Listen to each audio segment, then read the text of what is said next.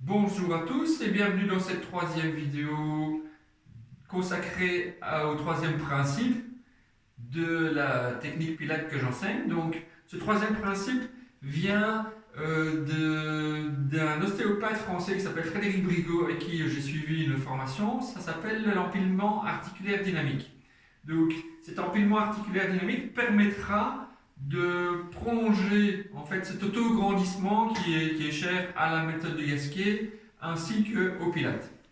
Dans l'empilement articulaire dynamique, on part évidemment des pieds. Donc, les appuis, pour un petit rappel, c'est que les appuis au niveau du pied se font sur la base des orteils, le talon, et dans l'empilement articulaire dynamique, on demande aussi que le pied soit un peu plus réparti sur le bord extérieur du pied. De cette façon, on remet une voûte un peu plus dynamique. Et comme vous le voyez ici, le fait de pouvoir récupérer cette bonne appui, nous diminuons en fait l'appui sur le premier rayon. Comme on l'observe, si la voûte se relâche, il y a une hyperpression qui se crée au niveau du premier rayon et on a une déviation, la luxe valgus, évidemment, qu'on aimerait éviter.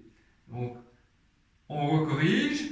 Donc, la correction se fait principalement sur l'articulation sous-astragalienne.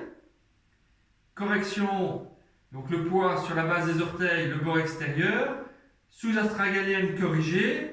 On remarque qu'on obtient une rotation externe de la jambe et de la cuisse qui va réouvrir le bassin et participer à l'autograndissement.